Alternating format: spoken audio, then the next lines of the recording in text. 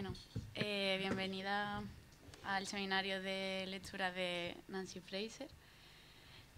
Como os vamos a empezar un poco hablando de cosas administrativas para dejar claro un poco en qué va a consistir el seminario, cómo se van a desarrollar las sesiones, los debates en torno a los certificados y otras problemáticas. Y luego pasaremos a hacer una breve ponencia en torno a los temas que veis ahí en el cartel, y ya después pues intervenimos, creamos un debate o lo que veamos más pertinente. Bueno, respecto a las sesiones, como sabéis, esta es la sesión de apertura, no va de ningún capítulo del libro. El seminario se va a desarrollar en 3 sesiones, no contando esta, una la semana que viene, el lunes, otra el 23 de abril, que es martes, y otra el 7 de mayo. Como las sesiones que se han realizado anteriormente en el grupo del pensamiento contemporáneo, pues para cada sesión hay unos capítulos estipulados del libro, que ahora os pasaré el papel. Si alguien se anima a presentarlo, pues que apunte su nombre y su correo, y ya pues nosotros nos ponemos en contacto con ellos o con ella y lo presentan. Eso por ahí. Luego, quien quiera un certificado de asistencia, pues también os voy a pasar un papel. Me apuntáis vuestro nombre, vuestro apellido y vuestro email, y a cada sesión que vengáis pues volveremos a pasarlo, os apuntáis, y ya al final del seminario daremos el certificado de asistencia. No sé si lo paso ya o luego. Sí, igual sí, así.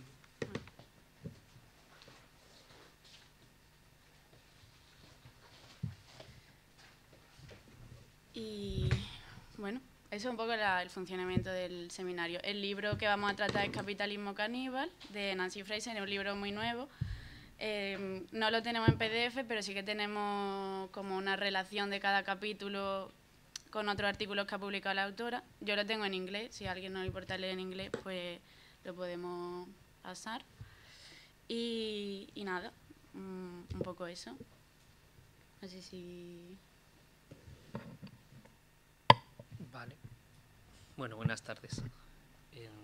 Nada, yo quería agradecer en primer lugar a Soledad Cerezo, que ha hecho como esta labor de selección del texto, de coordinación del seminario y de impulso, que es algo imprescindible para que las cosas salgan, y que continúa esta metodología que empezamos en este seminario de pensamiento contemporáneo el año pasado, con la idea inicial era pequeña, pero luego se ha ido ramificando y a veces se nos ha ido un poco de las manos. La idea inicial era coger textos que nos interesaran y hacer este enfoque que comentaba Soledad, ¿no? Coger, cuando decimos lo de apuntarse ahí, es que si alguien quiere como llevar la sesión, dirigir la sesión, simplemente es tomar un poco el compromiso de leerse con cierta atención los capítulos que tocan del día y tratar de organizar la discusión. Pero la cosa es comentar un texto que hemos leído de antemano y sobre el que en general a veces pasan cosas distintas, pero no tenemos un grado de ultra especialización, no es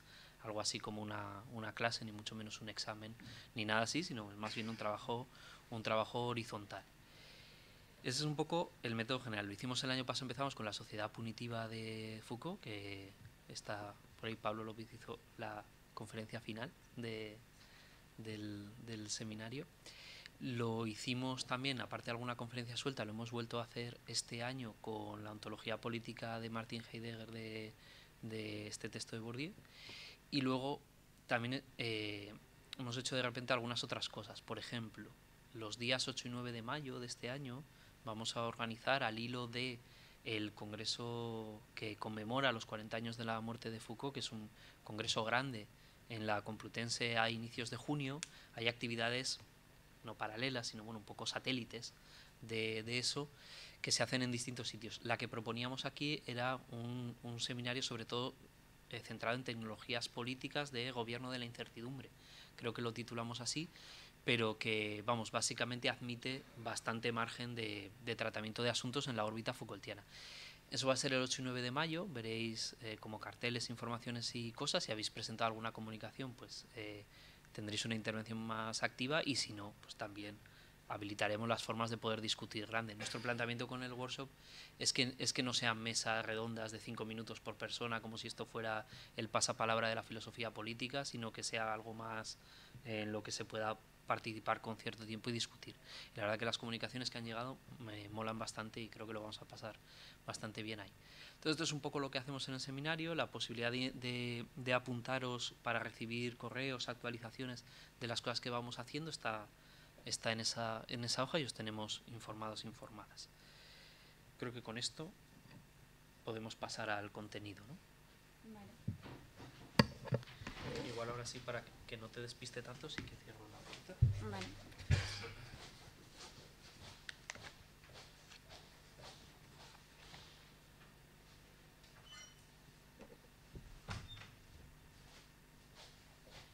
Vamos a intentar, claro, no pisar el libro, o sea, no hacer el grupo de lectura por anticipado, sino tratar temas, bueno, pues más o menos vayan en la línea. Sí, o sea, giran un poco todo en la esfera de Nancy Fraser. Pero bueno, yo he preparado una pequeña intervención en torno a lo que sería conceptualizar un poco qué es el neoliberalismo, qué entiende Nancy Fraser por neoliberalismo progresista y cómo están surgiendo los movimientos reaccionarios en Occidente.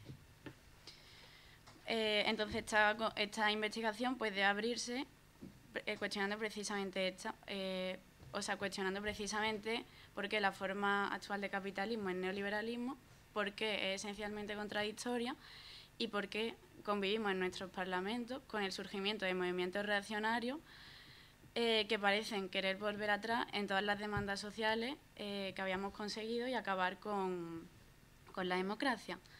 Entonces, para podemos abordar el término dando varias definiciones que nos pueden permitir delimitar o deslimitar, mejor dicho, nuestra concepción de cómo funciona este sistema, ¿no?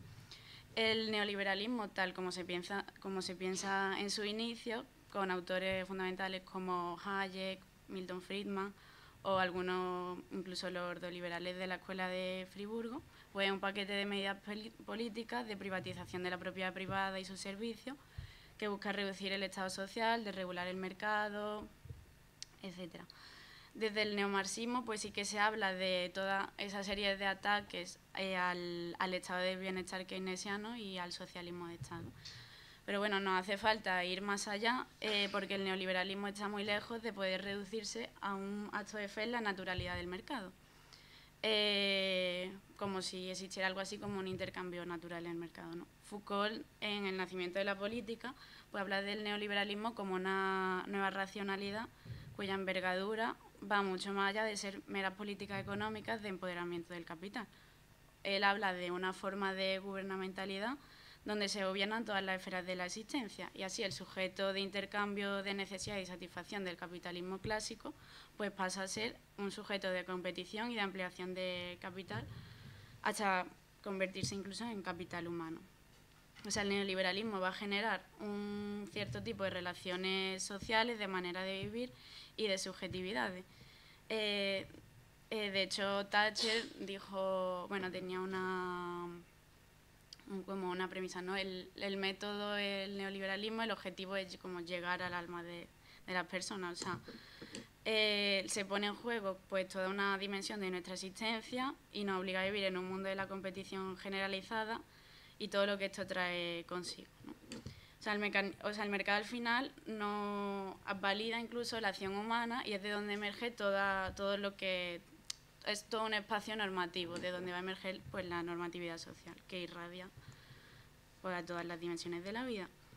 Y esto de hablar de racionalidad en el neoliberalismo pues recuerda mucho al libro de Dardot y Laval de La nueva razón del mundo, que sostienen que este modelo económico de lógica de mercado pues llevan hasta constituir nuestra vida como empresa. David Harvey diría que el neoliberalismo engloba toda una serie de prácticas político-económicas que afirman que la mejor manera de promover el bienestar del ser humano es no restringir el libre desarrollo de las capacidades y libertades empresariales del individuo en un marco institucional donde hay fuertes derechos sobre la propiedad privada, mercados libres, libertad de comercio, etc. Muy bien, pues Fraser señala que el neoliberalismo es, por tanto, un orden económico que se ha institucionalizado y que permea progresivamente todas las capas de la sociedad. Y este orden surge como respuesta a todas las crisis estructurales del capitalismo en torno a los años 70 y como reestructuración de un sistema que avanza históricamente superando una serie de contradicciones que engendra en su propio núcleo de funcionamiento. Así aparece siempre como negociando en torno a límites sociales, culturales, económicos, de lo que es una vida vivible, de lo que es una vida precaria. El neoliberalismo responde a las críticas culturales del 68 y todas las reivindicaciones de libertad y dice, sí, bueno, libertad, pero a un precio, que esté canalizada por el mercado. Entonces, así podemos decir que es esencialmente un modo de vida pues, basado en la lógica mercantil, ¿no? Y esta es la nueva normatividad.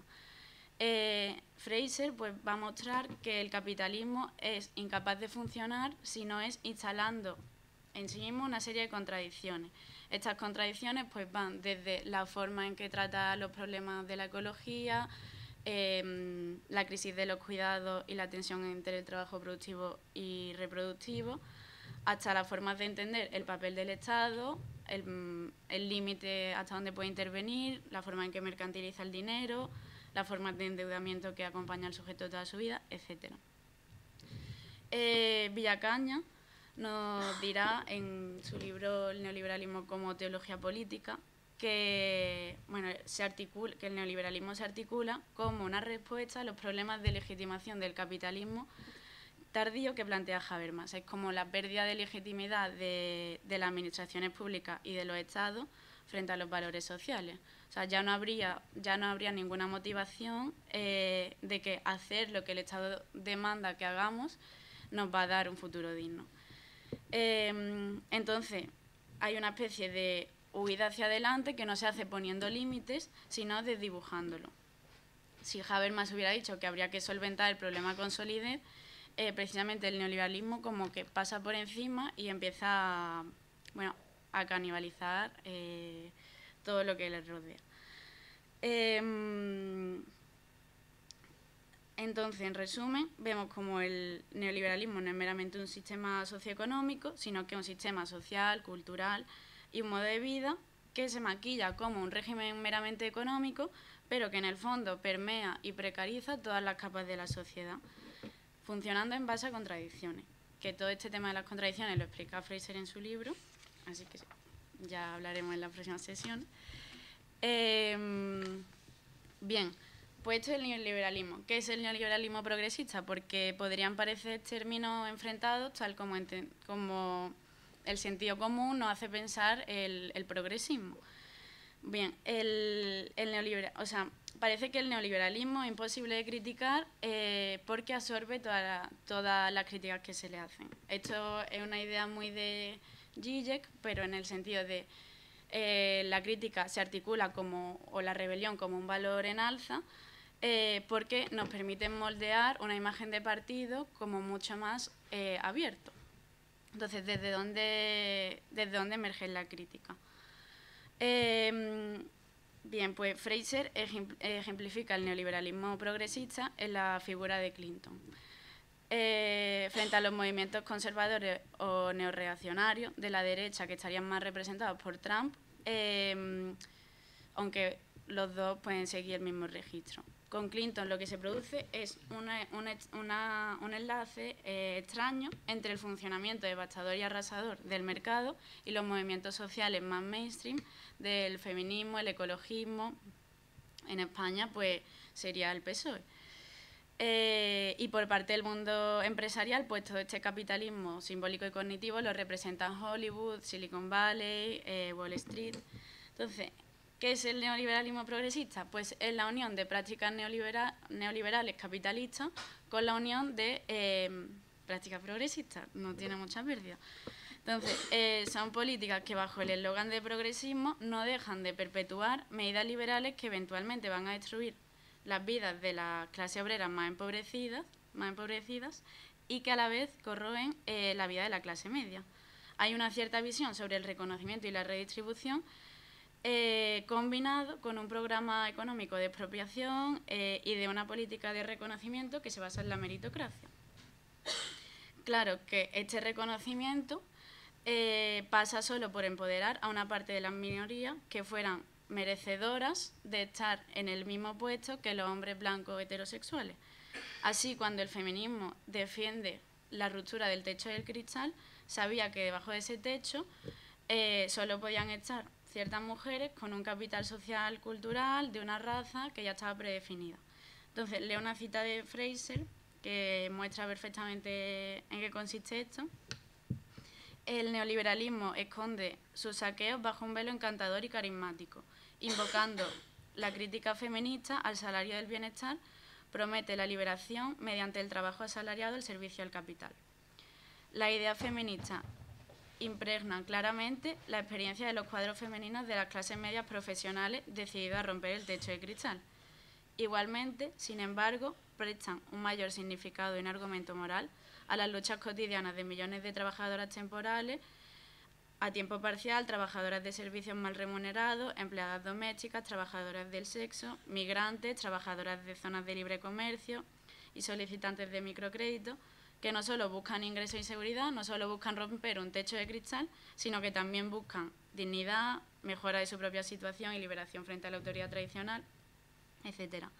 En ambos casos, el sueño de la emancipación de las mujeres va unido al motor de la acumulación de capital. O sea, la crítica del feminismo al salario familiar ha asumido de este modo la valencia mercantilizadora. O sea, si en otro tiempo éramos capaces el feminismo era capaz de alinearse con la protección social, en la actualidad ayuda cada vez más a intensificar la valoración del mercado remunerado propia del feminismo. Acabo la cita. En resumen, que el feminismo en el neoliberalismo progresista solo es legítimo si sigue la lógica de acumulación del capital de mercado. O sea, lleva incluso a ser un movimiento que reivindica la individualidad y el mérito, no comprendiendo precisamente que el proyecto feminista prevé un progreso que es colectivo. Entonces, Fraser habla de un ethos neoliberal progresista que se centra en la diversidad, el cosmopolitismo, el empoderamiento de las mujeres, los derechos LGTB, y forma un bloque hegemónico, así en términos gramscianos, creando un nosotros y un ellos, estableciendo una lucha, creando sentidos comunes, etc. Bien, ¿por qué cae este bloque o por qué nos damos cuenta de que está pasando esto, ¿no? Y cómo, debido a esto, surgen movimientos reaccionarios también dentro del marco del neoliberalismo. Si ya parecía que el neoliberalismo progresista estaba satisfaciendo las demandas de emancipación y las demandas de la libertad de mercado. O sea, no tendría mucho sentido. O sea, ¿qué parte no está siendo representada en estos dos discursos? Entonces, Fraser insiste en que el neoliberalismo progresista es capaz de crear un sentido común. Y que esta hegemonía pues, no encuentra oponente en una izquierda norteamericana que fue incapaz de oponerse a Clinton. Así, Trump pues, aprovecha la brecha, o sea, se aprovecha de una brecha y de una clase que no estaba siendo representada, que es la clase trabajadora, blanca, heterosexual, masculina, cristiana y en el fondo más rural que cosmopolita.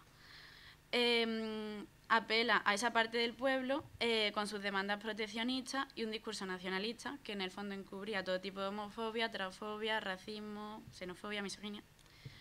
Entonces, una estrategia retórica de la construcción de un pueblo. ¿Qué hace Trump? Pues Trump quiebra la hegemonía, el bloque hegemónico anterior y su victoria en realidad es una derrota de la alianza entre emancipación y financiarización y en parte permite a las votantes y a los votantes de Clinton reconocer, si se quiere, ¿no?, que sacrificaron pues, la protección social, el bienestar material y la dignidad de la clase obrera por una falsa interpretación de lo que era la emancipación, que la habían empezado a entender en términos de meritocracia, diversidad y empoderamiento. Así, no es solo Trump quien llega al poder, sino que muchas fuerzas de extrema derecha han llegado al poder de las democracias y se han legitimado y han sido apoyadas por una agenda política que demanda que las naciones se vuelvan a entregar a la blanquitud, al cristianismo, y además demanden medidas en torno a la criminalización de los migrantes, del aborto, de la homosexualidad, etc. Wendy Brown señala que estos movimientos reaccionarios hacen una combinación de libertarismo, moralismo, autoritarismo, nacionalismo, odio al Estado, y se pone en pie todo un juego de afectos en la política. El populismo de extrema derecha se nutre de este resentimiento de la clase media que no estaba representando el neoliberalismo progresista. Son signos identitarios que, si no le eran reconocidos, ellos no eran nadie. Y os cito lo que he ido diciendo, ¿no? La blanquitud, el cristianismo, la masculinidad. O sea, esto era el orgullo de la nación de Occidente y también implicaba ciertos valores para la familia. El juego estaba en mostrar cómo estos privilegios se perdían en las promesas electorales del neoliberalismo progresista, ¿no? ¿Y a quién le atribuyen este olvido categorial? Pues no se lo atribuyen a las políticas neoliberales, sino al progresismo. ¿Quiénes son? Pues los inmigrantes que roban trabajo a la población autóctona, si se puede llamar así, quienes reciben prestaciones, las feministas que nos dejan sin trabajo, etc. Pues esto se hace bajo lemas como en Polonia, Polonia pura, Polonia blanca, en Inglaterra, Take Back Control, o en España, Vox copiando el lema americano de hacer España grande otra vez. Para Brown, el neoliberalismo es la causa de la insurgencia de la extrema derecha en Occidente, porque modela toda la cultura y la subjetividad política, aunque es consciente de que quizá en los inicios del neoliberalismo Hayek o Friedman no pensaban que esta iba a ser la deriva frankensteiniana que iba a tomar el neoliberalismo. Porque si lo que está a la base de la democracia es la igualdad, esta va a ser puesta en cuestión y va a intentar ser superada en todos los niveles. El neoliberalismo progresista sustituye la igualdad por un sistema de mérito y pone en pie, pone en el centro la libertad, ¿no? El neoliberalismo intenta desmontar el Estado social por todos lados, ya sea privatizándolo, desmantelando protecciones sociales. La crítica que le hace al socialismo es que socava la libertad con una agenda de igualdad social, de derechos civiles, etc. Así desligan por completo la igualdad de la democracia. Entonces, Thatcher, por ejemplo, es que Thatcher es un ejemplo paradigmático, ¿no? Pero hubiera vinculado el Estado social a la pereza como ejercicio retórico y luego unido todas las preocupaciones de la desigualdad a una política de la envidia. Entonces, el paso simbólico consiste en reducir, por otra parte, la sociedad a individuos. Entonces, no tiene sentido hablar de colectivos, de violencia o de desigualdad, porque la sociedad solo es la suma de individuos. De hecho, ella dijo como no hay nada parecido a una sociedad, sino solo hay individuos y familia. Que esto también implica toda una serie de valores de lo que es la familia y de lo que se entiende como familia, ¿no?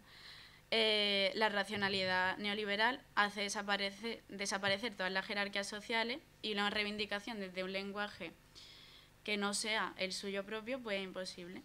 La única igualdad que pues sí podría ser preocupar pues es la legal o la formal. Este movimiento es simbólico y se nutre del descontento de la clase trabajadora que siempre va a luchar contra un mercado opresor. Y ahora lo hace apelando a los privilegios de la masculinidad, la blanquitud, que solo ve asegurado esos privilegios en la libertad y no en la igualdad. De hecho, esto es interesante porque hay movimientos de reivindicación de una masculinidad desde la libertad individual, desde la superación de sí mismo, como es el movimiento que hace Yados con el estoicismo. O sea, una forma más de emerger o sea, de que el hombre emerge como sintiendo que está perdiendo su privilegio. Y como no es posible cambiar el mundo que nos rodea, pues solo nos queda cambiarnos a nosotros mismos y desde ahí nos reivindicamos, ¿no? Todo esto apunta a la desmantelización de la democracia en pos de la libertad, la ausencia de sociedad y la ampliación de la esfera privada. El neoliberalismo desmantela el estado de bienestar y amplía pues esta esfera privada, creando un nexos antidemocrático. Incluso hay toda una retórica que cuestiona las leyes de la igualdad y de la discriminación. Y precisamente cuestionar leyes de la igualdad está oponiéndose a ellas. La intención de recristianizar la cultura a través del cuestionamiento de estos aparatos sociales, pues también sería otra de las formas de juego, ¿no? La baza con la que juegan los movimientos reaccionarios es privatizar y familiarizar la nación. De esta manera, una nación se vuelve legítimamente intolerante con lo que no cuaja dentro de ella y los invasores vienen de fuera. O sea, Wendy Brown ponía una metáfora que era: cuando hay mucha comida en la nevera podemos invitar a todos nuestros vecinos, pero cuando hay poca solo damos de comer a nuestros hijos. Entonces, esta visión de la nación como familia permite, bueno, dejar fuera a unos cuantos y quedarse dentro unos pocos, ¿no? Es una nación o un pueblo que rechaza el orden público. Esto no tiene mucho sentido. Es una nación que rechaza el orden público, plural, laico, democrático, en favor de uno privado que es familiar y homogéneo. El populismo de derecha surge por un tipo de sentimiento que es la rabia de los desplazados económicamente, pero también del desplazamiento de la masculinidad blanca. Y el neoliberalismo y el neoconservadurismo no son meramente racionalidad y planificación económica, porque hay toda una implicación de afecto en el Estado que defienden y quieren hacer perdurar los privilegios de la blanquitud en el primer mundo, en la nación, en la cultura, en la moral tradicional. Entonces no tenemos que perder de vista que si hablamos del neoliberalismo como práctica económica o como como una mera racionalidad, también tenemos que pensar que la visión neoliberal destruye todo lo social. Y esta sería mi intervención.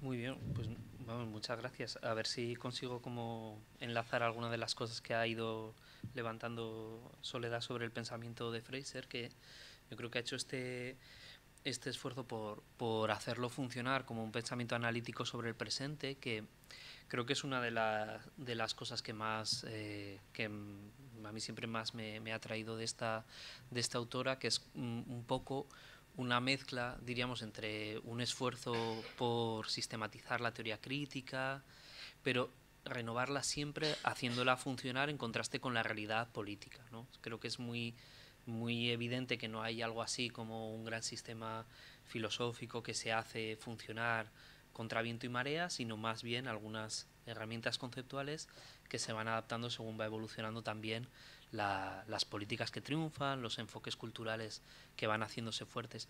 Y esa sensibilidad a que sus planteamientos tengan sentido en la realidad política en la que funcionan es una de las cosas más atractivas. Al mismo tiempo también ayuda mucho a contextualizarla, porque muchas de las críticas y de las referencias que le leemos siempre se entienden mucho mejor si se piensa en el contexto de Estados Unidos que si se piensa a veces en el nuestro. De hecho, cuando hay trabajos que son más entrevistas o seminarios que ella hace, intervenciones en seminarios que hace en el contexto inglés o en un contexto europeo, se intenta subrayar esas diferencias, pero eso yo creo que es para bien, o sea, que es para darle más sentido, más aterrizaje a su pensamiento. El interés, un poco lo que yo podía aportar aquí, que no soy especialista en Fraser, o mi interés en todo esto, era intentar ver cómo funciona partes de sus conceptos sobre la reproducción social, sobre los cuidados, según desde donde lo miremos. Ella habla sobre todo de reproducción social, pero a veces también aparece esta noción, y intentar a partir de esas nociones ver cómo eso funciona dentro de lo que podría ser su teoría de la justicia, ¿vale? Entonces estos serían como los dos paquetes que tiene la intervención. Por un lado, su concepto sobre la reproducción social, y por otro su teoría de la justicia, intentando pensarla en relación con la reproducción social, ¿vale? Entonces la cosa va de esto. El interés personal con esto es que, bueno, ahora estoy bregando con dos proyectos de investigación que tratan sobre el derecho a los cuidados, uno más general en el terreno de los trabajos de limpieza y uno más específico en el terreno del empleo de hogar, que sobre todo evalúa el impacto de la reforma que se operó a final de 2022 y que trató de igualar la regulación del empleo de hogar con el empleo general, ¿vale?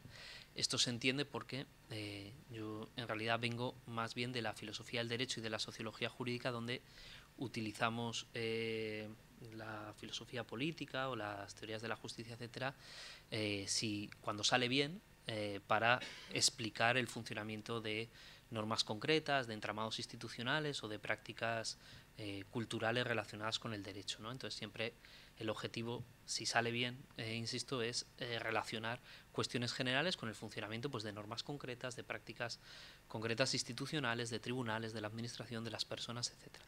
Entonces, aquí Fraser da bastantes buenas pistas sobre una mirada más general a esto. Y ese es un poco el uso que yo hago, la lectura que yo hago, que va a ser limitada porque pues, ese es un poco mi uso, pero que luego podemos ampliar con lo que tengáis. Entonces, por tanto, dos elementos.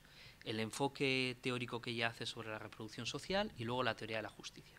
Sobre lo primero, no voy a destripar mucho porque de eso va algún capítulo de este libro. En este libro el capítulo es este el que se llama Devorador de cuidados, por qué la reproducción social es un sitio fundamental de la crisis capitalista, que este libro tiene la ventaja de que va juntando artículos, sobre todo, que se han publicado en otros lugares, pero que incluso muchos de ellos, aparte de la referencia original en inglés, se han ido traduciendo.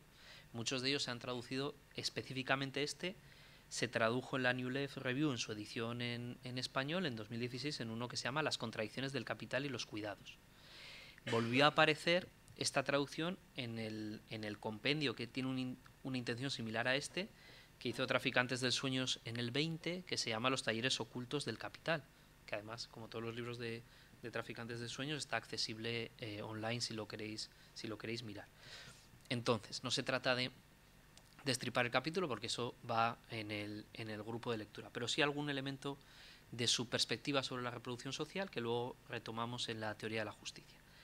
Uno es este que ya ha ido indicando Soledad, que aparece todo el rato en el método de Fraser, que es esta dialéctica entre lo que es más visible y lo que es más invisible, entre lo que está más formalmente reconocido y establecido y lo que excede al marco de reconocimiento, de establecimiento, ¿no?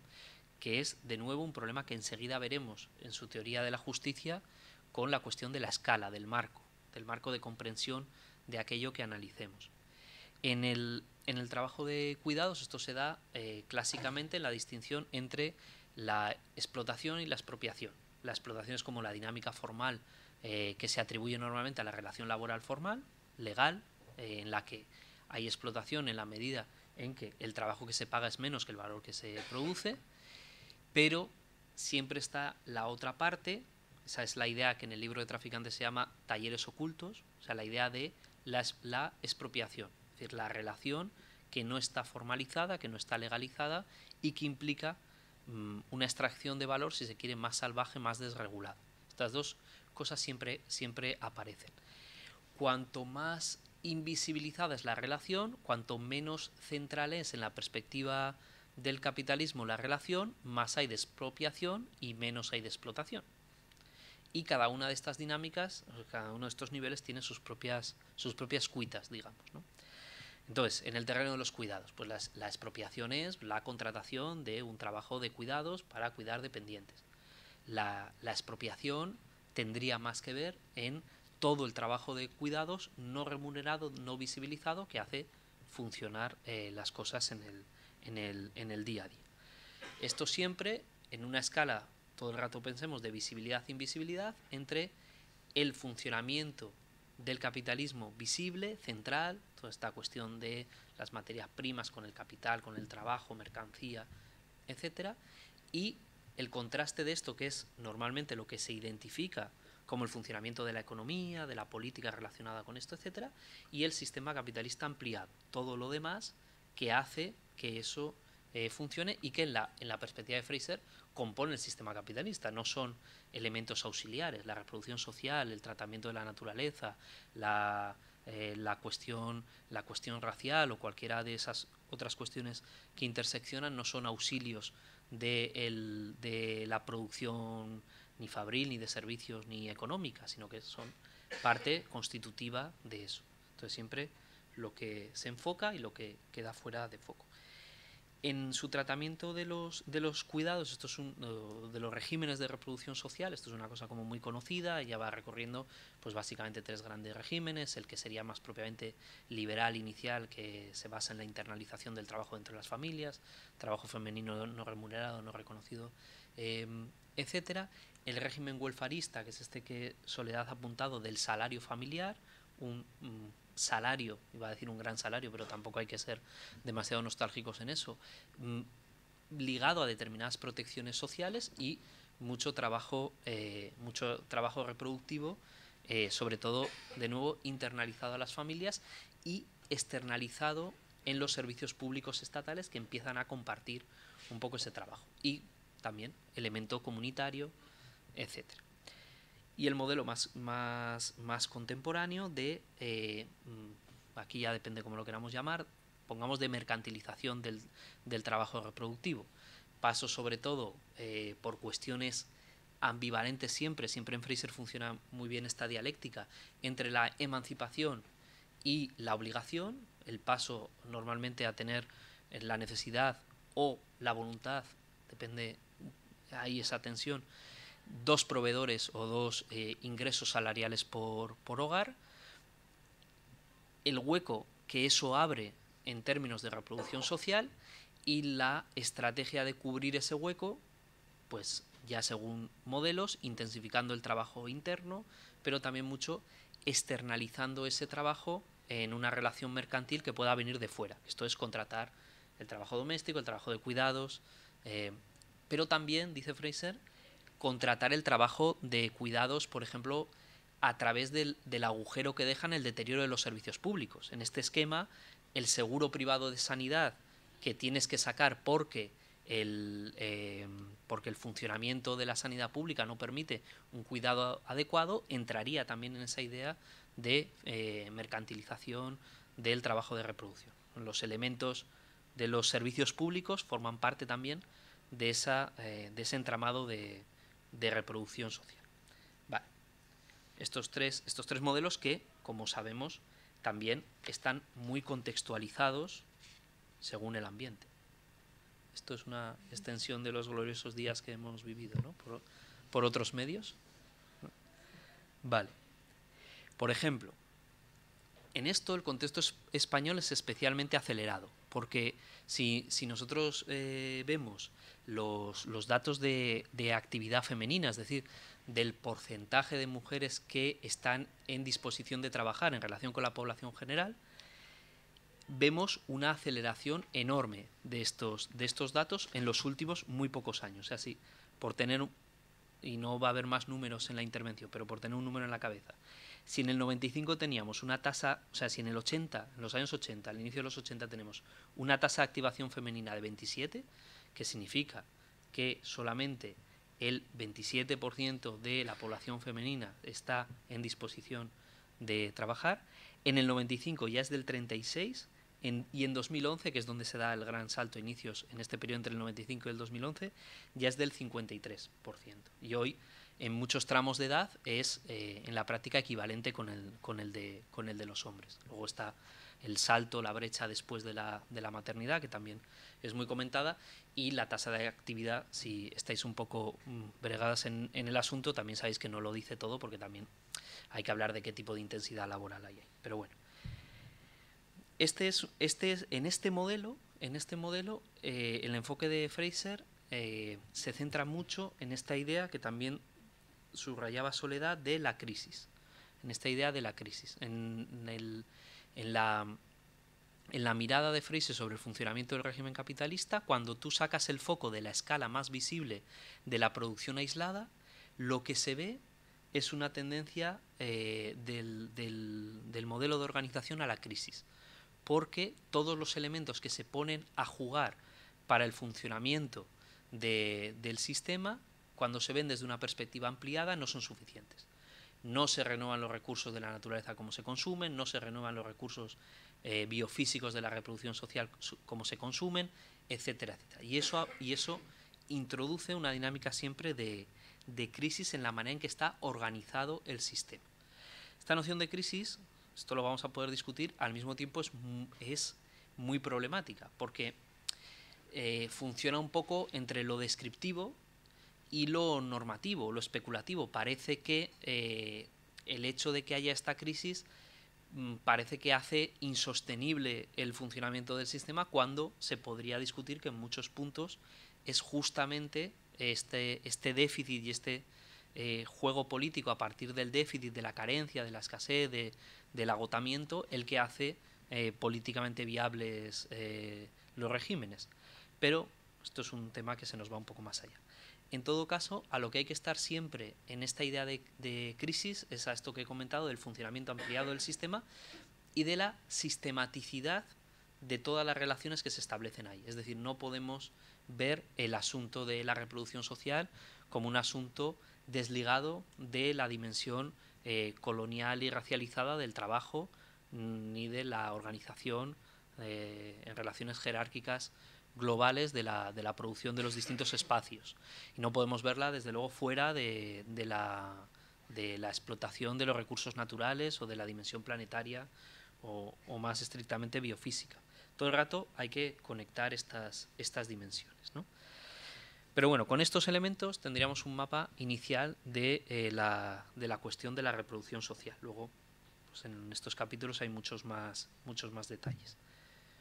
¿Cómo vamos? ¿Podemos entrar al otro? Sí, sí. Venga, pues vamos con la otra parte, que es la teoría de la justicia. La teoría de la justicia, una cosa que es muy interesante también de esta manera de trabajar de Fraser, que es mucho, yo creo que también por obligaciones del funcionamiento del trabajo académico, es mucho a partir de artículos que reelaboran las ideas y que van estableciendo nuevas capas, no de un trabajo continuado de 3 años en un libro. Creo que esto también hace que el método sea mucho de reelaboración de las ideas y de vuelta y de autocrítica a ideas, a principios que se veían como importantes y que luego se matizan, se abandonan, etc.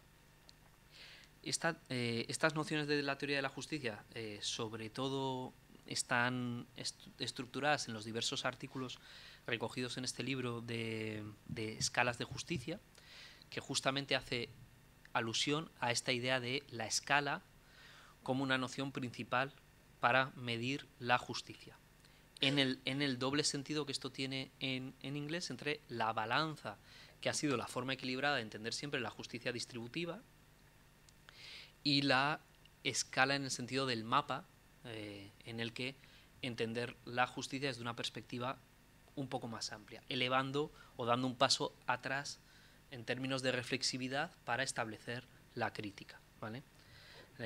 La crítica en la perspectiva de Fraser a mí no me da la impresión de que sea siempre, por definición, un enfoque radical o contrarreformista, etcétera. En ese sentido, yo creo que sus posiciones son mucho más pragmáticas, ambivalentes, mucho más contextualizadas, pero sí siempre la crítica es este gesto de tener una capacidad reflexiva sobre el presente y no limitarse a lo que se ve en primer lugar, sino apartarse un poco y ver el sistema ampliado o una perspectiva más amplia. Entonces, conceptos fundamentales aquí sobre los que discutir. El primero, de la importancia que tiene en la teoría de la justicia la escala a la que estemos discutiendo la justicia. Esto es algo que parece obvio, pero que en muchas teorías de la justicia de alguna manera se elude. Normalmente, cuando nosotros enseñamos o discutimos teorías de la justicia, lo que hacemos es pensar cuál es la solución más justa en un marco dado. Estos son un poco los esquemas distributivos de justicia, pero ajustados a un determinado marco. A Fraser le preocupa mucho la problematización de ese marco y la discusión de ese marco. Y con eso, distintas operaciones políticas que se hacen para incluir y para excluir sujetos, dinámicas de ese marco, ¿vale? Lo que se llaman operaciones de enmarque y operaciones de desenmarque o de exclusión del marco, ¿no? Por llevarlo a este terreno de la reproducción social. Una actividad de enmarque podría ser, para mí claramente, pues por ejemplo esta operación que se veía, que es una operación entre lo cultural y lo político y lo económico, que se veía en los tiempos del COVID, que es afirmar que el trabajo de reproducción social, que el trabajo de cuidados es un trabajo esencial y que entonces tiene que ocupar el centro de las políticas, el centro de la atención, y que, por ejemplo, puede motivar alguna prestación especial para el trabajo de hogar, que si lo tratamos en términos generales no queda incluido, no quedaba incluido en otros tipos de trabajos, pero ahí se dice, ojo, este trabajo hay que, a la hora de mirar quién tiene que ser protegido en esta sociedad, a la hora de mirar cuál es el trabajo importante en esta sociedad, hay que incluir este trabajo de cuidados que por lo demás estaba excluido. Pues esa sería una operación política de enmarque y que diría la teoría de la justicia sobre la regulación de este asunto debe incluir esta actividad que hasta ahora quedaba fuera, ¿no? Operaciones constantes de desenmarque o de sacar del marco en la reproducción social. Podemos pensar muchas, pero la que es como más evidente es la que tiene que ver con la cuestión de la extranjería o de la migración relacionada con eso.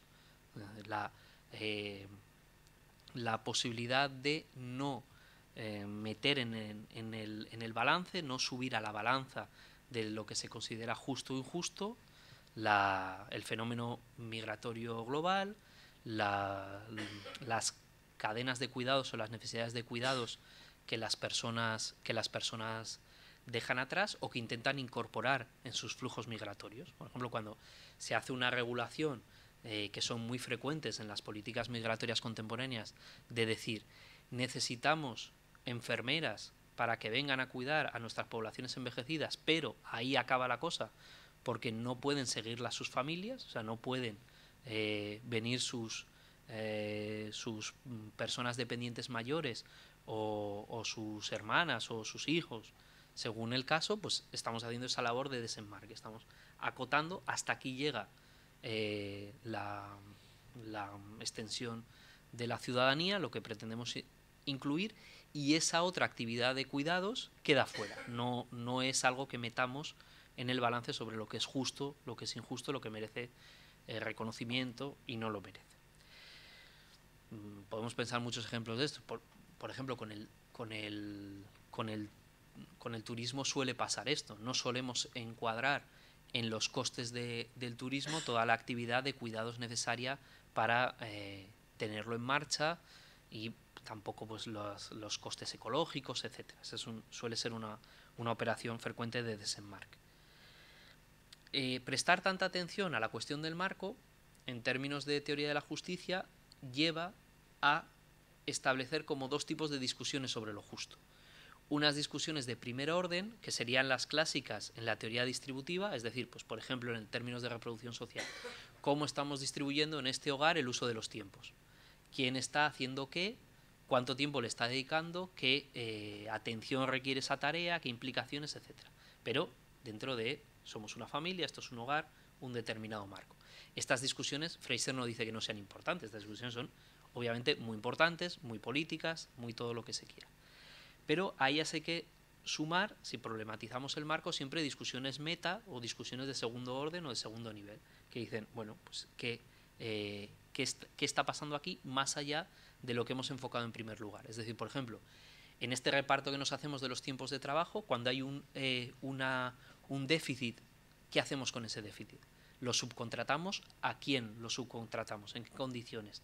¿Qué pasa con ese déficit que se cubre de fuera? ¿O qué uso hacemos de qué tipo de servicios que están disponibles en función de distintas condiciones? Si empezamos a incluir esos elementos en la discusión acerca de cuál es la distribución más justa, estamos ampliando la discusión inicial. Y esto es todo el rato lo que esta teoría de la justicia busca.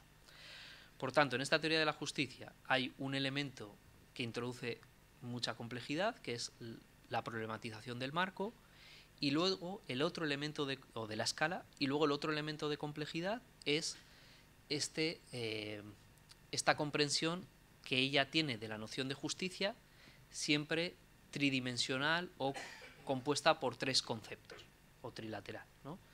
Que es, yo creo que esto es un poco lo más conocido, la idea de que en su enfoque sobre lo justo hay que contar con la idea de la redistribución, pero también con la idea del reconocimiento, pero también de manera más contemporánea con la idea de la representación o el asunto político que late de fondo, si lo queréis ver de manera más amplia, para que no parezca que cuando se habla de representación se habla de representación liberal, electoral o algo así solamente, ¿no?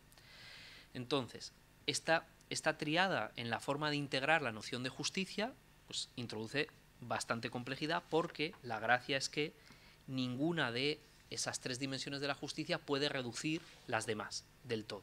Es decir, no podemos afirmar la justicia de una determinada distribución al margen de quien sea reconocido para participar en esa distribución.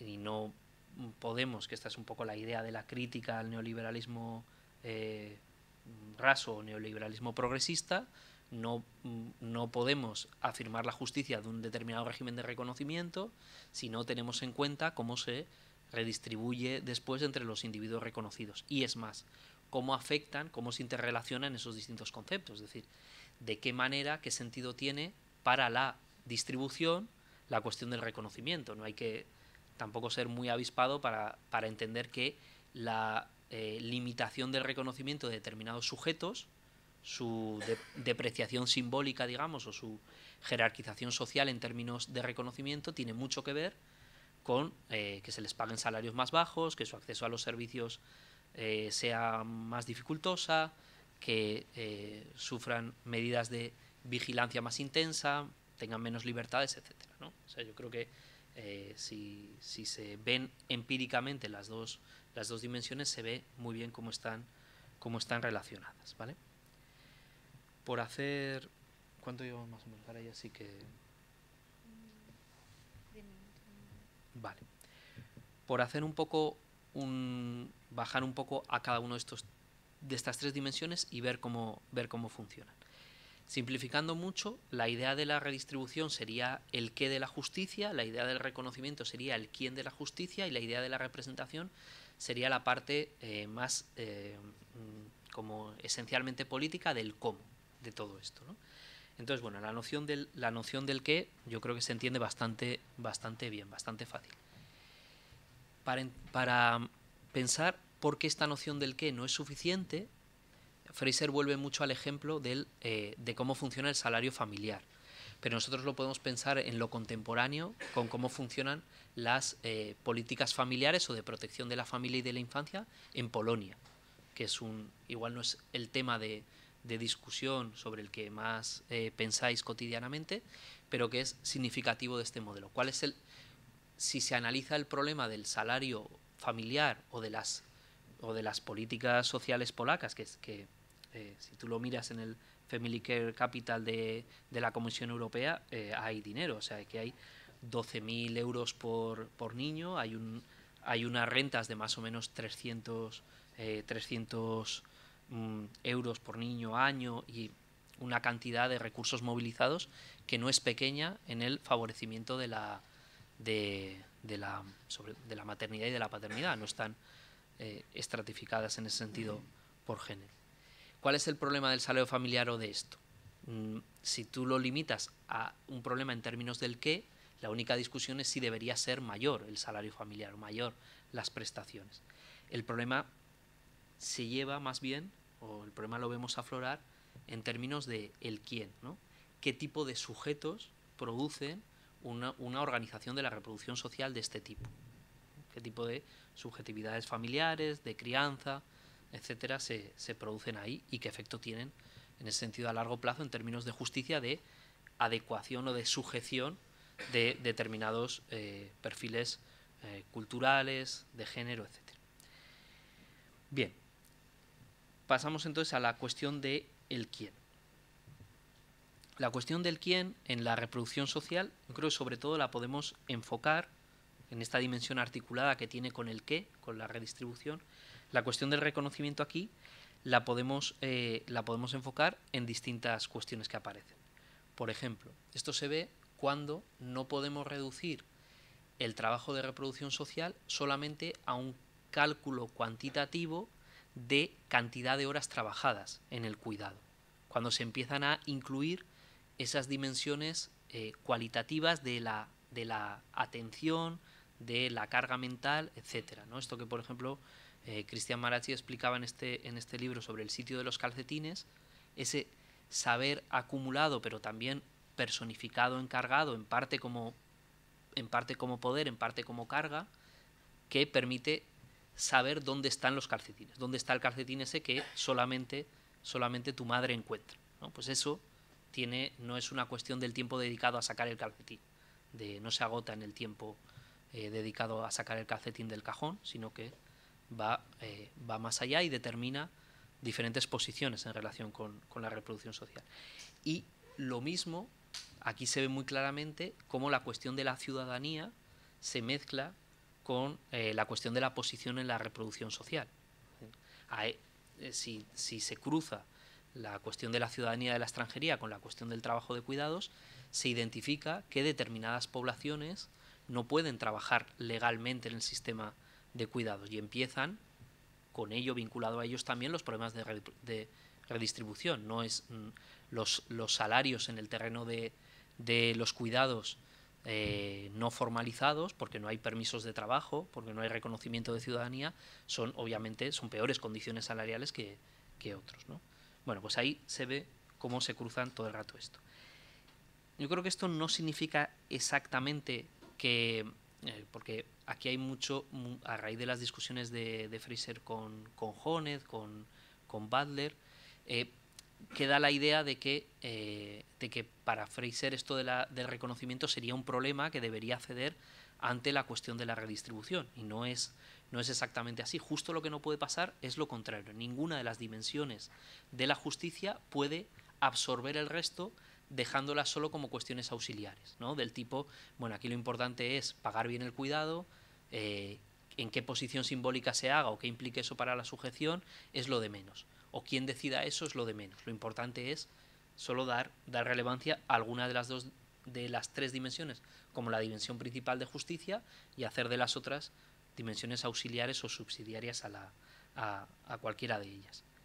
Y la última, ya con esto vamos cerrando, porque seguramente es lo que más abierto queda y lo que más debate permite, es la cuestión de la representación. La cuestión de la representación en Fraser va cogiendo cada vez más importancia porque ella identifica que en un contexto en el que se han roto los marcos, porque para ella el salto de los 90 a los 2000 en la globalización es un cambio social y político-económico que ella lee sobre todo como una ruptura de los marcos de justicia estatales en favor de marcos que ella dice anormales en el sentido de que no son previsibles de la misma manera, que no se pueden entender ni enfrentar con las mismas herramientas. En este contexto anormal de globalización cada vez coge más importancia el cómo decidimos, cómo establecemos esos marcos de justicia, que significa cómo establecemos cada una de esas dimensiones de la justicia, o sea, cómo establecemos qué es lo justo en un determinado momento, cómo establecemos quiénes son las personas que pueden participar en esas discusiones sobre la distribución y el reconocimiento. Conforme el marco estatal del estado del bienestar se va rompiendo, la cuestión de la democracia cada vez coge más fuerza, cada vez coge más importancia y cada vez es más evidente, algo que apuntaba Soledad cuando hacía referencia a Wendy Brown, etcétera, que esas jerarquizaciones en la distribución y en el reconocimiento, esas subordinaciones en esos campos, tienen mucho que ver con problemas de orden democrático, con problemas en la capacidad de decidir acerca de cuáles son los regímenes de organización, en este caso de los cuidados o de la reproducción social. Y esto empieza a centrar cada vez más atención. Esto es toda la atención que ella dedica a los problemas de marco, de enmarque, de cómo establecemos los marcos en los que decidir la justicia, ¿no? Ella dice literalmente, dada la relevancia actual de las injusticias de desenmarque, sacar del marco, mis preferencias están a favor del eslogan, aunque ya he dicho, hay que mantener las 3 patas como sustantivas, del eslogan no hay redistribución ni reconocimiento sin representación. Sin democracia es imposible llegar a ese tipo de marcos. A partir de aquí la verdad es que solo empiezan los problemas. Y aquí ellas, en esta teoría de la justicia, oscila siempre en una dialéctica entre dos vectores, digamos. Un principio populista y un principio más institucional. En el principio populista la idea sería ampliar el marco todo lo posible, abrir en lo posible la participación a todos los sujetos afectados por esos regímenes de gobierno y en un contexto globalizado sumar a uno más, no parece que haya límite para ese principio de sujeción, de afectación, porque estamos viendo, si lo aplicamos al régimen de reproducción social y empezamos a mezclar la transversalidad de los cuidados, la ubicuidad de la vulneración, el envejecimiento de las poblaciones, la participación de trabajo interno al hogar, pero también de trabajo subcontratado, migrante, con sus cadenas globales de cuidados. Si complejizamos de esta manera, nos tomamos en serio esta idea, el mapa se abre de una manera casi infinita. Y precisamente por eso, por los problemas de representatividad y de eficacia de las decisiones en ese marco, otro de los principios con el que Fraser siempre juega y conflictúan un poco los dos es con un principio mucho más institucional, mucho más la necesidad de establecer una concepción monista, unificada, de qué consideramos justo y qué no en un determinado contexto.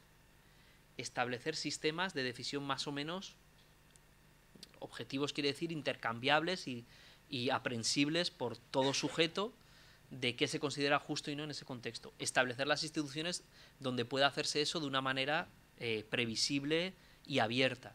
Establecer las instituciones que son imparciales en relación con lo decidido y que permiten juzgar si la realidad se adecúa a lo que hemos decidido como lo justo o no. Y establecer también instituciones que hacen cumplir nuestras decisiones sobre lo justo.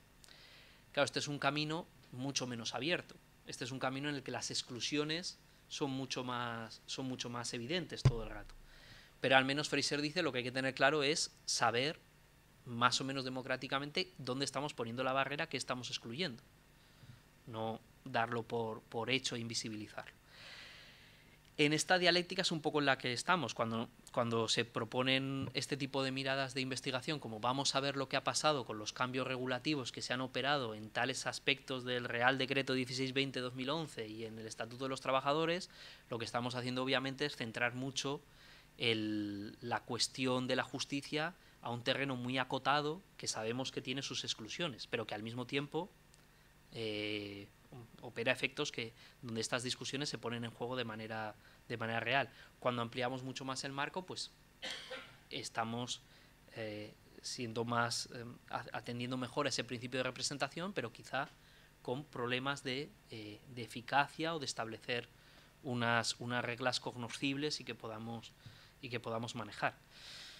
Y también de generar los vínculos de solidaridad que permitan que esos sujetos políticos operen ahí bien, ¿no? Que este es otro problema del que se puede hablar. Pero bueno, esto ya lo siento haber sido un poco desordenado y haber sacado con más problemas que otra cosa, pero yo creo que con esto lo puedo dejar, ¿no? De sobra, sí. Venga, muchas gracias por la atención.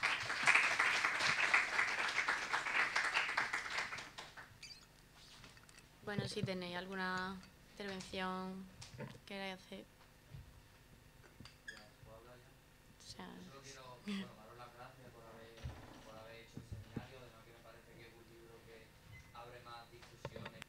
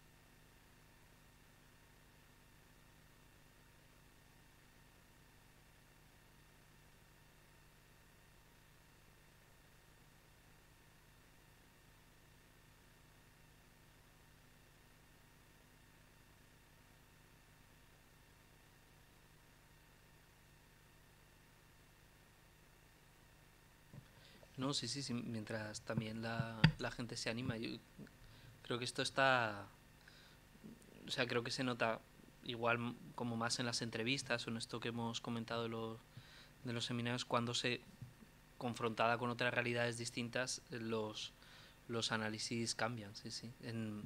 También es que, por ejemplo, si tú trasladas el contexto, Europa es mucho decir, porque los 60 de Suecia y los 60 de España y Portugal, pues igual eran un poco distintos. Y claro, ahí lo que podemos intentar es, o lo que para mí tiene más sentido es si funciona este método de análisis de, bueno, cómo valorar los marcos de justicia y tal. Y en principio no se podrían integrar, o sea, la cuestión racial, la cuestión de ciudadanía es...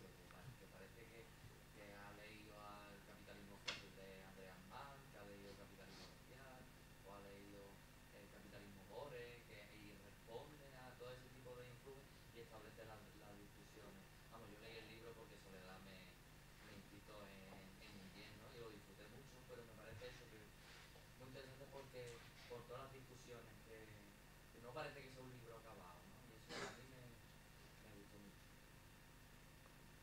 Sí, yo también creo que está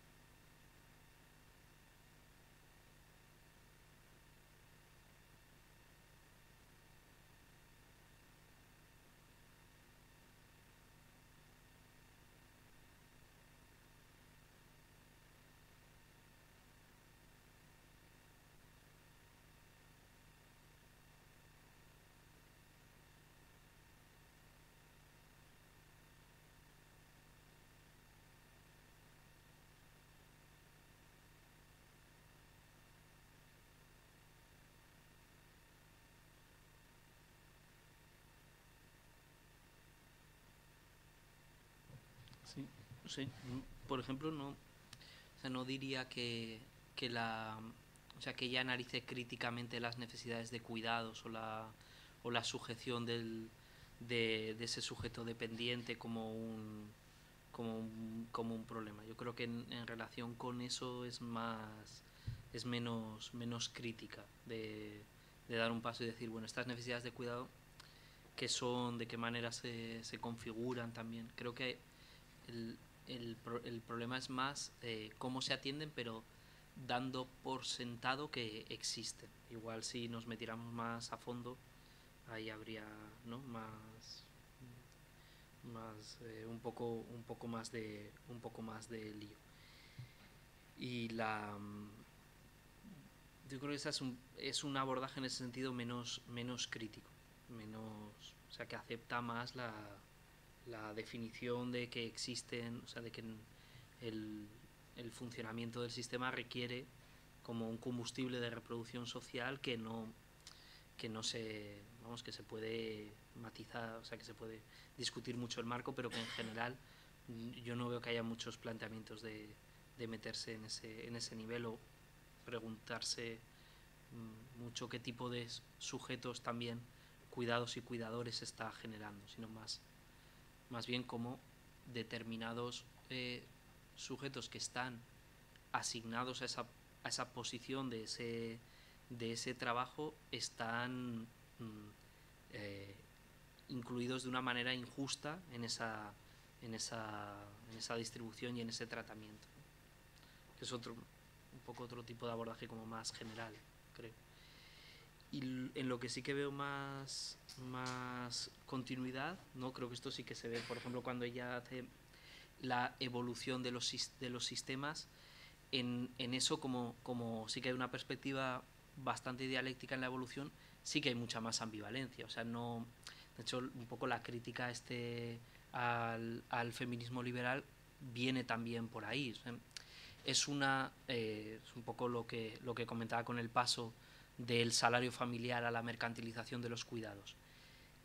La cuestión para ella creo que sería más bien quién gana y quién pierde con ese cambio. O sea, que ese cambio tiene elementos de emancipación y deseos políticos que se han articulado ahí, es evidente, pero que tiene también costes para otras personas, eso también es evidente. Entonces, para hacer la suma de todo eso, la cuestión para ella es en qué marco hacemos la suma. Si tú lo sumas solo en la escala familiar, pues ahí este es un poco más nuestro enfoque cuando pensamos en si se trabajan más horas que antes, si la tarea de cuidado se expande más que antes. No, pero eso es un enfoque muy centrado en, digamos, problemas de la clase media que se piensa como la familia con dos proveedores, etcétera. Si ampliamos el foco e introducimos en la pregunta a la gente que migra, que está interna, que tiene familias que tiene dificultades para traer, o que, pues, ahí ya quien gana y quien pierde también se ve de otra manera. Entonces, en eso se mantiene mucha ambivalencia en los procesos, porque claro, tienen todos esos elementos. Claro, o sea, yo lo he visto, o sea, yo veo como, vale, hay progreso en los cuidados. Sí, pero ¿desde dónde estamos analizando ese progreso? Porque sí es verdad que, vale, se tienen más en cuenta a la hora de hacer políticos, pero que hay muchos que no se están teniendo en cuenta. La mujer entra a trabajar, recibe un salario que no es un salario del hogar, pero a cambio, ¿quién está cuidando a los niños? O sea, ¿qué parte de la población está cuidando de los hijos? O sea, ¿qué trabajos no están siendo invisibilizados? Y claro, responden a demandas de emancipación, pero por otra parte, o sea, se está olvidando de una parte grande del problema. Claro. Bueno, y si lo coges con la evolución del estado del bienestar y del neoliberalismo, ahí sería más bien regresivo que progresivo, porque se dice, bueno, en el estado del bienestar se habían desmercantilizado determinadas actividades de reproducción social y se cubrían ahora mediante servicios públicos, que se puede hablar mucho de la desigualdad inscrita en el acceso a los servicios públicos, pero se habían integrado en una lógica distinta, más desmercantilizado, más estatalista. En este modelo vuelve un poco a una lógica más mercantil, que es una lógica más desigual también. Entonces, por ejemplo, ahí yo creo que sí que explícitamente es un marco regresivo en las condiciones de justicia de la organización de esos trabajos.